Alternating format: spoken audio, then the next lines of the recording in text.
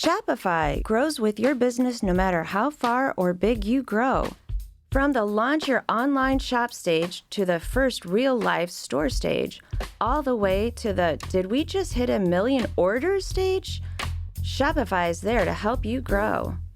Whether you're selling your fans' next favorite shirt or an exclusive piece of podcast merch, Shopify helps you sell everywhere. From their all-in-one e-commerce platform to their in-person POS system, wherever and whatever you're selling, Shopify's got you covered. Sign up for a $1 per month trial period at shopify.com/income, all lowercase. Go to shopify.com/income to grow your business no matter what stage you're in.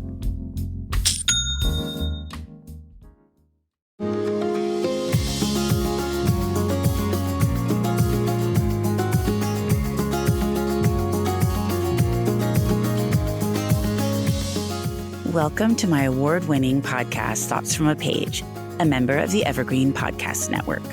My name is Cindy Burnett, and here you can expect author interviews as well as chats with other book lovers about their recommended reads.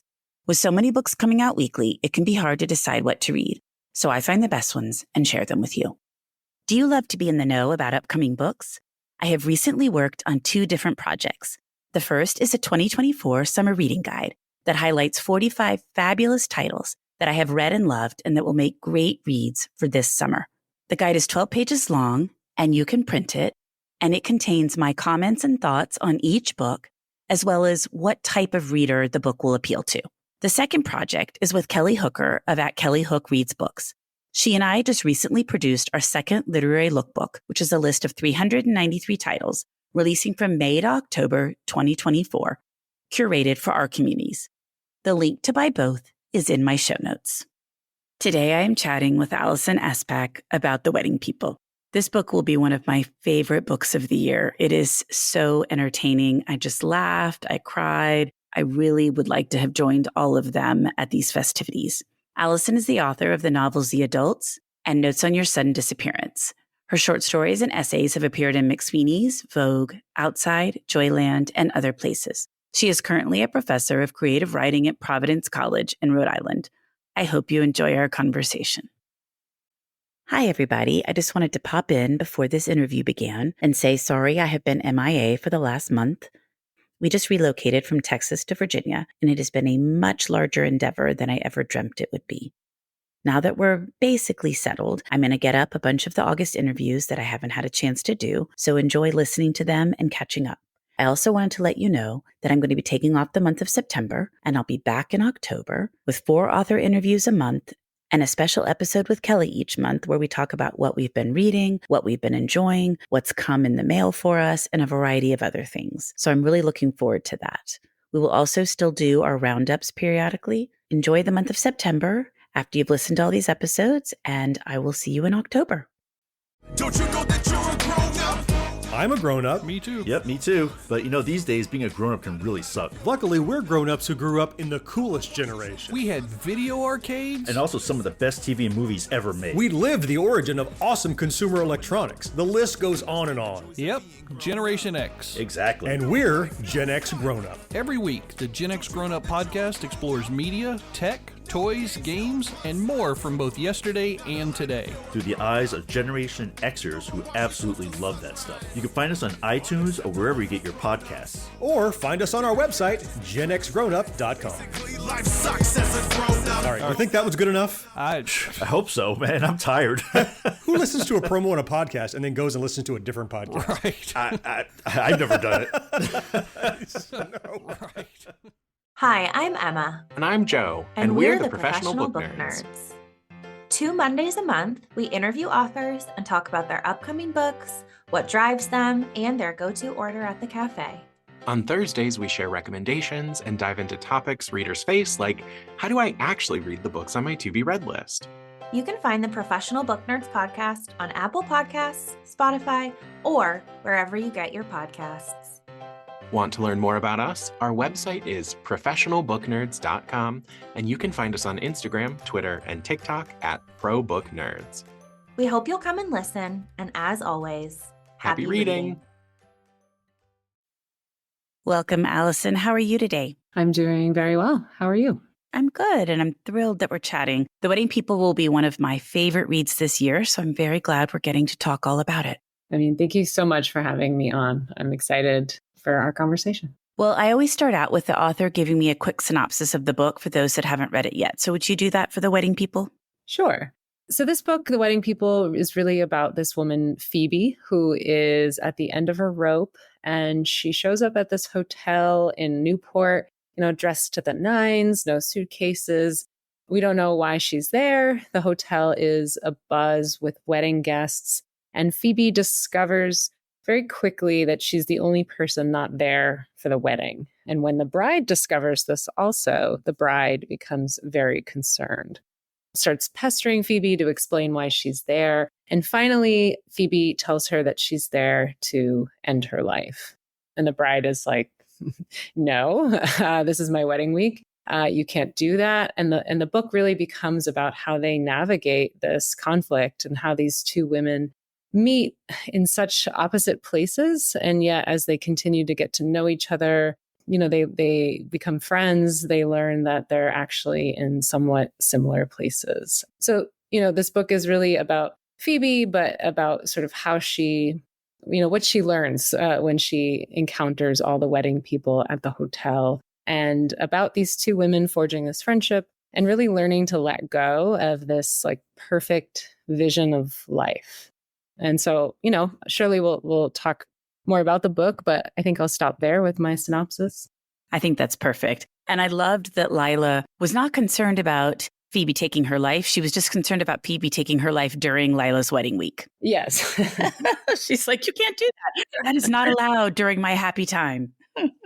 Yeah, exactly. I mean, and, to me, it arose as sort of as a moment of comedy, of course, but really also maybe just revealing of a larger truth or maybe a larger fantasy of really wanting to be able to say that to someone, but not being able to because it's completely inappropriate, right? So I kept thinking, like, who would say this? Who could get away with saying this? And for some reason, I just kept thinking of this like really intense bride who basically banned sadness at her wedding. Who thinks she has every single detail planned and this was not part of it. Exactly. Definitely not part of it. Well, how did you come up with the ideas for this one? That was one of the things as I was reading that I kept pondering because I love stories with unique premises and this one definitely qualifies.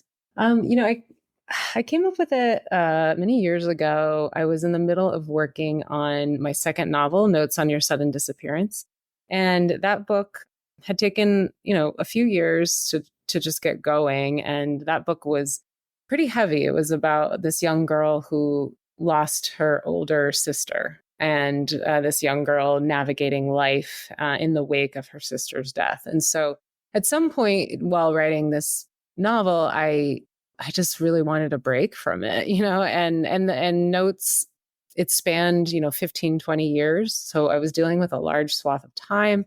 And I just kept fantasizing about writing a novel that took place in like a few days and not having any backstory, just like putting a woman and having this woman like enter a space. And I knew nothing about her as a writer. And I just kind of let myself go. So that was a really fun experiment for me, as I, had Phoebe arrive at this very fancy hotel. I was just, left with this one question of sort of why is she there? And as I played around with creating these scenes that take place in the lobby, once I started realizing that a wedding is taking place at this hotel, I just thought, like what would ruin a wedding? and I thought back to so many experiences I've had going to weddings where, I have felt pressure to sort of put aside my personal life, like it's almost the appropriate thing to do at a wedding. It's like, okay, whatever sadnesses are going on, just leave them at home. This is not about you. This is about the bride. And so really, I just thought, wow, this is going to be the saddest woman ever, right? Like, and what is the saddest thing to do? She's here to end her life and she refuses to change her plans, right? And that to me just struck me as sort of true conflict. And then once I realized that, I panicked and I thought, I am not writing a book about a suicidal woman, and I put it away for years. So that's the origin of that particular plotline. And I feel like as we talk about it right now, it makes the book sound so grim. But what I loved about the book is that it's not grim at all. I mean, you're tackling some tough topics, but it is so well done, so funny, has so much heart. You just adore the characters. So it's interesting to me that it can be such a serious topic, but I don't feel that it was super serious as I was reading. Yeah, I mean, I think that was definitely an interest of mine, as sort of, and generally is in all of my writing. You know, I tend to start in a sad place in my novels. I think I don't know why that is exactly, but I think as a reader, I always like to know what I'm dealing with when I go in. I tend to resist the tragic twist that happens 3/4 of the way through the book. Like that tends to upset me. So it starts off in this dark place, in this sad place, and I think for me as a writer, the question was like, how is she going to get out? And I think part of her journey is really learning to accept the sad parts of her life and learning to accept the sadnesses that really do just coexist with the joys of her life and coexist with the humor in her life. And that to me, you know, when writing a book, I really strive to capture that full picture, that balance between dark and light, or sadness and joy, or laughter and tears. You know, that mirrors my own experience of life. The saddest things I've experienced have always been laced with moments of great hilarity, just because, I don't know, they just kind of go together in my view of things. Well, and I think that's why the characters are resonating with so many readers, because they're very well developed, very well rounded, and we can see ourselves in them. Well, thank you for saying that. Yeah. And, you know, and I think that having like those two polar opposites represented by these two specific characters, right? Like Phoebe is the walking embodiment of sadness, and Lila, the bride, is like the walking embodiment of like performed happiness. All right. So there's just something naturally comic about those two things coming together in one space. Right. So to me, it just, as soon as I started to realize that tension was really the central tension of the book, things just started to spill out, and I started to think of more and more absurd conversations that they could have, or absurd things that could happen. And yeah. Well, and that's interesting that you say that, because I was just thinking, Phoebe just says whatever's on her mind. She's lost her filter. She's like, it doesn't matter to me anymore. I'm sad. I'm ending my life. I'm just going to say exactly what I'm thinking. Yes. Yeah. And that was really fun to write a character like that. I was just going to say, was it so great? Were you just using all of these lines that you're like, I wish I could use that in real life? I wish I could go to a wedding the way Phoebe is going to a wedding, right? Ready to say anything. Or let me say this. I will say the premise of the book does sound pretty dark, but I think it gets light very quickly because of that, right? Because Phoebe is this woman who's just decided to kind of do what she wants, say what she wants, right? In a space like a wedding, where I think everyone secretly fantasizes about doing that, right? So to me, this book was so much about fantasy, and like so much about saying those things that we don't normally say. And Phoebe in particular, you know, she had been a character who really struggled with that in her life, right? And really measured her words and spoke carefully. And so this is just a total change for her, right? She's just done. She's just fed up, right? And she doesn't know this family at the wedding. She doesn't know this bride. She doesn't have to care about them. She's a total stranger. And I didn't realize this at first, of course. I was just sort of slowly making my way through the story. But as I continued working with that, I started to think of different questions, right? Like, well, obviously this is a story of what's going to happen to Phoebe as she continues on at this hotel during this wedding, and how is she going to change? But I started to think about how strangers, or, you know, someone that we have a little distance from, right? How they can open us up too. And so I really wanted to play around with Phoebe's role as stranger, and how that opened up all these wedding guests and allowed, sort of like gave them permission to be just as honest as Phoebe had learned to be. I used to work at weddings, and I was a photo booth attendant. So I was told to dress for the event, which meant I would wear a cocktail party dress. And so most of the people there just assumed I was a wedding guest, right? And so I would just be leaning against the photo booth all night, like making sure it wasn't broken, making sure it was working properly. And a lot of people would come over just to chat with me, right? And generally the people who were lonely, or the people who saw me and thought like, well, that woman looks unhappy, like I'm unhappy too, I'm going to go talk to her. And it was during those conversations when I realized like what the role of the stranger could provide for someone in a space like this, right? As soon as they found out I wasn't there for the wedding, that's when I got all the good stuff about the family gossip and who hates who and things that they never would have told me otherwise had I been a cousin or a friend of the bride, right? Because there's too much at stake. So I really thought about that a lot while I was writing Phoebe. And that was a lot of fun to play with too. Well, first, I just wanted to make sure we did talk about the fact that it starts with the sad premise, but that it lightens up quickly, as you mentioned, just so people don't worry about that if they're looking for a happier read. But then also, did you incorporate so many of your wedding stories from your job into this book? I don't know. I don't think I really incorporated anything in particular. I mean, I think that's a good question. I don't know. I couldn't say off the top of my head. It was really just that perspective that I brought, that perspective that I had on the wedding as total stranger, as indifferent stranger, and oftentimes as like unhappy or tired stranger because I, had maybe worked 4 weddings that week or something, right? So it was really just that perspective that I found fascinating, and that perspective that allowed Phoebe to see things that other people at the wedding couldn't see or wouldn't let themselves see. I think I absorbed a lot of details about like sort of what would be on a table at a wedding, or like what are the natural rhythms of a wedding, right? And what was interesting to me, I should say, is that even though maybe sometimes I was working at weddings and I was like tired and, just kind of looking at the clock, ready to go home, the wedding always worked on me. I didn't know these people. They would go up and start giving speeches, or the father-daughter dance. I would like feel myself get teary, like this ritual that is the wedding just had an effect on me every single time. And I thought that was interesting too, especially since I had no stake in this whatsoever.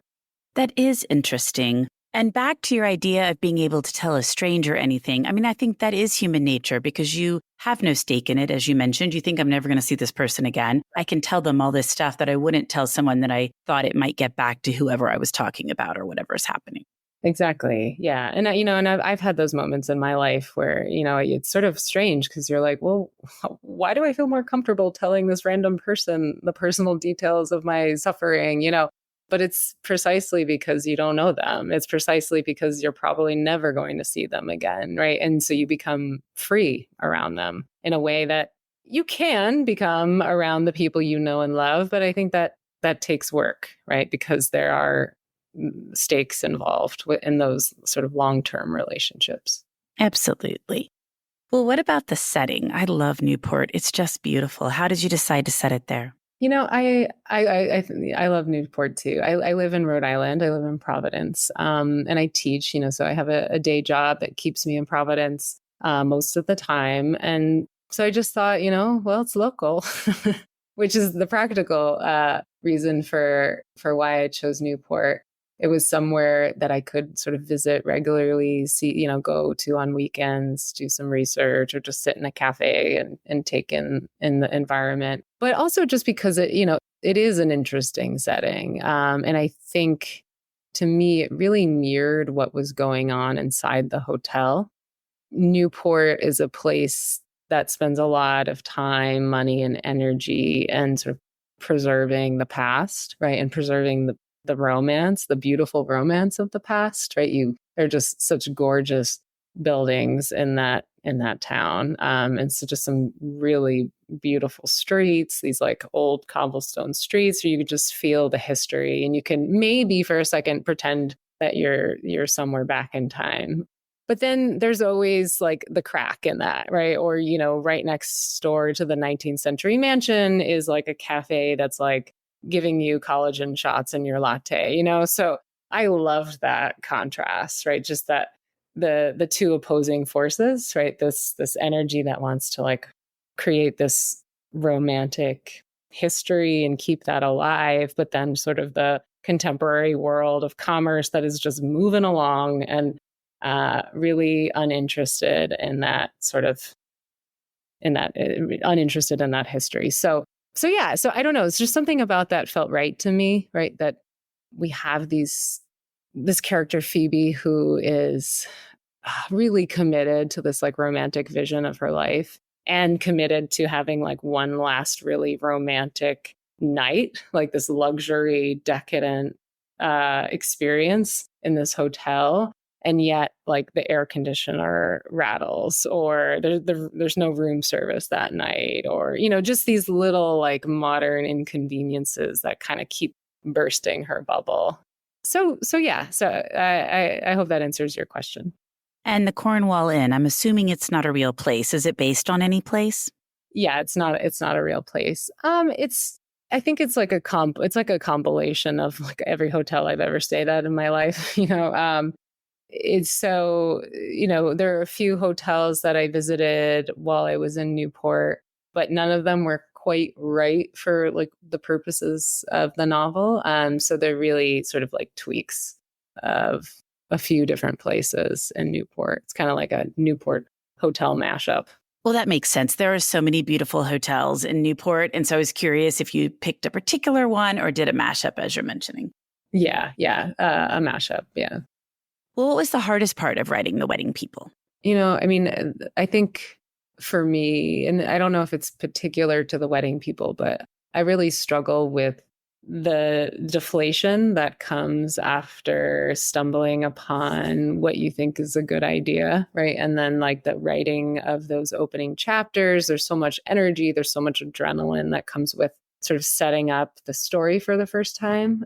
And then there's something about the middle part that really is tricky for me. I'm fine with endings. I think endings mirror beginnings in that way of like there's an energy to it. You're just at the finish line. It's exciting to finish. And in the middle, it feels like anything could happen, right? And it could stretch on and on and on, or it could be really, really, really small, right? And all of those decisions that you have to make alone and confidently, right? And to me, that's when I, start like checking social media or like start looking around the room and thinking like, oh, should I paint my walls a different color? Right. Like I find ways to start not working on the manuscript and start distracting myself. So I think the middle part is just the part of that feels the most like work. And that's when I have to start employing certain tools that I generally don't employ in any other situation. Like, okay, now start the outline, or now like write out like which scene should happen first, and then what scene should evolve out of that scene, and so on and so on and so on. I kind of move in a really mechanical way. I think because I need that structure. And yeah, so it's a sort of non-specific to The Wedding People problem that I have as a writer. But The Wedding People was helpful in that, there is a certain rhythm to a wedding and there are certain events. And so that to me, like that itinerary of the wedding, I found really energizing and really helped me kind of keep that energy flowing as I continued. Kept you moving along. Yes. And I understand that the rights have already been acquired for a screen adaptation. Is that correct? That is correct. Yes. I think it will be so wonderful if that gets made because it lends itself to the screen. Oh, thank you for saying that. Yeah. Yeah. It's very exciting to think about. Oh, I bet so. That would just be so much fun. So I'm all there for that. Tell me about the title and the cover, how you came up with The Wedding People as the title and how your cover came about. Yeah. So The Wedding People, I think the original title when I first started working on those opening chapters years ago, it was called The Wedding Night. I think I was really fantasizing about like writing a novel that took place in maybe just one night, right? And when it became clear to me that that wasn't the case, I started searching around for other titles. And I always really liked the title of my first novel, The Adults, and just the way that title sort of centered a certain group of people that were going to be very important to the book. And so I don't know. I was like, I wonder if there are those people in this book, And then I just had that frame in the back of my head as I read through the opening chapter. And I realized like, oh, I just keep talking about these wedding people, right? And through Phoebe's eyes, that's exactly what they are, right? She walks into the lobby and there are the wedding people, with all of their suitcases and they're loud, right? They just are this like blob of people. And yeah. And then once I realized that, I was pretty much set on that title. It really does fit. And we've been talking about it a lot in my home recently because I passed it to my 23-year-old and she loved it. So she keeps saying, okay, I'm ready for another book like The Wedding People. So she's constantly, have you found me another book like The Wedding People? I'm like, I'm trying. I think it's hard to find good contemporary, just straight up fiction sometimes. It's not super sad or not super light, just stories that kind of go down the middle. Yeah. There's so many books out there, and I think I definitely gravitate towards books that have a little comedy in them, so I think I will certainly read and enjoy a book that doesn't really have much interest in comedy. But if a book manages to find sort of that dark and light or like the tragedy and the comedy, like to me, that is just like a true star. That's exactly what I'm always looking for as a reader. Me too. And I think those can be hard to find. Yes. Yeah. It's a trial and error process generally. Exactly. I was really glad that she liked it as a 23-year-old. I'm in my mid-50s, so I thought, well, that's interesting. And that's great because it will appeal to a wide range of ages and people. Yeah, I would hope so. And I never would say that, I would never market my book as YA, of course. But I do think that there's a younger person who could really enjoy a book like this, that there's a wide cast of characters. So I think a person could probably find themselves in somebody throughout the novel. Most definitely. Well, before we wrap up, what are some books that you have read recently and really enjoyed? Yeah, I've been reading a lot lately. It's been wonderful. And speaking of those books that do that thing, sort of capture the light and the dark or the humor and the tragedy of life, a book that I finished this summer that I just loved, Green Dot by Madeleine Gray. It's so funny. It's so intense. It's so passionate. It really is just great at capturing the protagonist. She's this woman who takes on a job as a comment moderator for the internet and starts having an affair. And so it really is dark, but it is absurd and it's funny and it made me laugh and cry. I've not heard of that one. It just came out a few months ago, I think. So that would be a tough job, a comment moderator. Yes, I know. Yeah. I'd be like, okay, enough here. I know. It would probably make me never want to go on the internet again, which could be great. That could be really good for me. Exactly. And I haven't finished this one yet, but I'm really enjoying Big Swiss by Jen Beagin. That's another book that to me, I think is just so funny. And yet there's such real life present in the novel too, right? It's a kind of humor that never gets carried away with itself, right? It's always grounded in like the real stuff of life. I don't know how it ends, but I'm really loving it. I've heard great things about that one. Well, Alison, thank you so much for taking the time to chat with me, and I can't wait for your book to be out in the world so everybody can read it. Thank you so much for taking the time to talk to me today and for reading and sharing it with your listeners. Absolutely. Coming up on 5 Minute News, I'm Anthony Davis. You might think it's partisan because maybe it's critical of one side or the other, but it's not. It's just the truth. And I think that's also something that's kind of unusual for Americans listening to the radio or to podcasts, because the news landscape in the States has been so partisan for so many decades. So 5 Minute News is verified, truthful, independent, unbiased, and essential world news daily. I'm Alison Holland, host of the Kennedy Dynasty podcast. Equipped with a microphone and a long-term fascination of the Kennedy family, I am joined by an incredible cast of experts, friends, and guests to take you on a fun, relaxed, yet informative journey through history and pop culture. From book references to fashion to philanthropy to our modern expectations of the presidency itself, you'll see that there is so much more to Kennedy than just JFK or conspiracy theories. Join me for the Kennedy Dynasty podcast. Thank you so much for listening to my podcast. I would love to connect with you on Instagram or Facebook, where you can find me at Thoughts from a Page. If you enjoy the show, please consider joining my Patreon group to access bonus content and support the podcast. If you have a moment to rate the show or subscribe to it wherever you listen to your podcasts, I would really appreciate it. It makes a big difference. And please tell all of your friends about Thoughts from a Page. Word of mouth does wonders to help the show grow. The book discussed in this episode can be purchased at my bookshop storefront, and the link is in the show notes.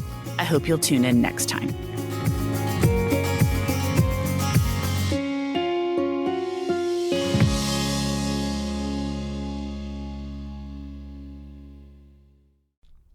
You know, a lot can happen in 7 minutes, and luckily, that's how long it takes me to tell a story. My name is Aaron Califato, and I'm the creator of 7-Minute Stories. I'm proud to partner with Evergreen Podcasts, and I'd like to invite you to join me on this journey. I'm going to take you on some crazy roller coaster rides using my unique extemporaneous storytelling style, and together, we're going to try to make sense of the world, all through the art of storytelling, and all in approximately 7 minutes. Hi there, I'm Heather Drago. And I'm Sarah Saunders. We host the podcast, That's a Hard No, about saying no and setting boundaries. So you can become that true and empowered you that this world needs. Saying no isn't just okay. It's the key to living an authentic, fulfilling life. I'm a licensed professional clinical counselor, so while this podcast is in no way a replacement for one-on-one therapy, I suppose I know what I'm talking about. I'd say so. We talk about learning to say no and set healthy boundaries and how it impacts mental health, physical health, relationships, parenthood, and more. Subscribe wherever you get your podcasts and visit our website, hardnopodcast.com. We're here to help you find your no and say it unapologetically. That's a hard no.